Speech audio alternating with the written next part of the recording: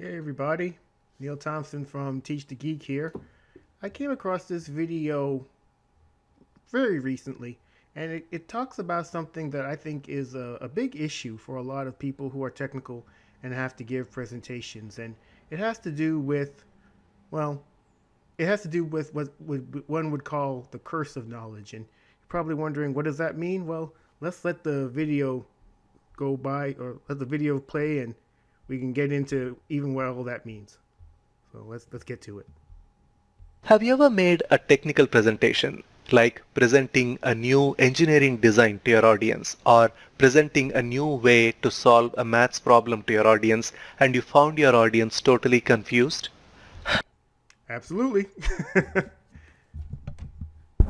That's definitely been an issue for me, and I'm sure other people who have given technical presentations. You think you're talking about something that's understandable, and you see these confused looks on people's faces.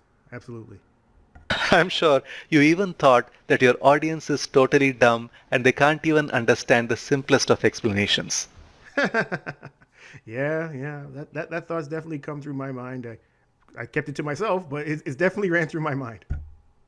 Isn't it? Now, here is the bitter truth.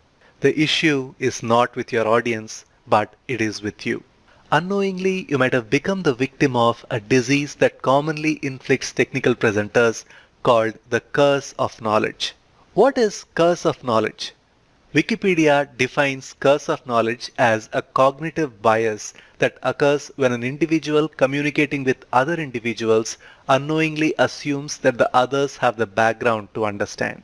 As a subject matter expert, you live with the subject day in and day out, and hence many of the complex details might seem like rudimentary knowledge to you.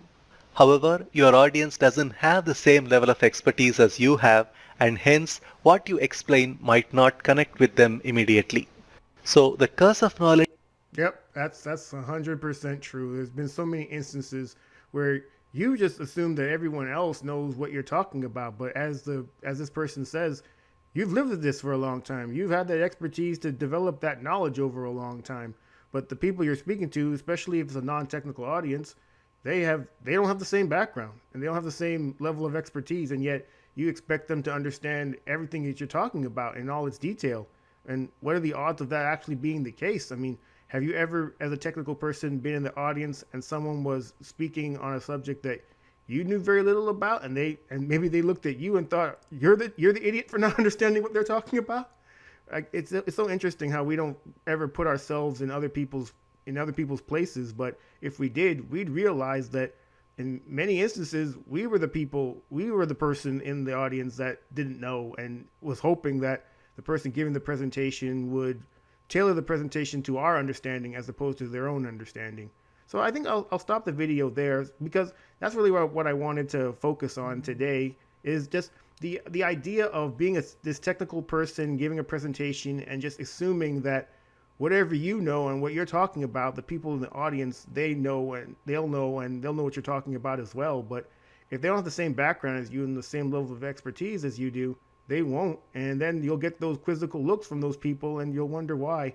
But the answer is actually pretty clear. It's that you didn't put your presentation in a way that these people could understand. So when it comes to giving a technical presentation, especially to a non-technical audience, make sure that you speak to their level of understanding as opposed to your own. Hopefully that's been helpful.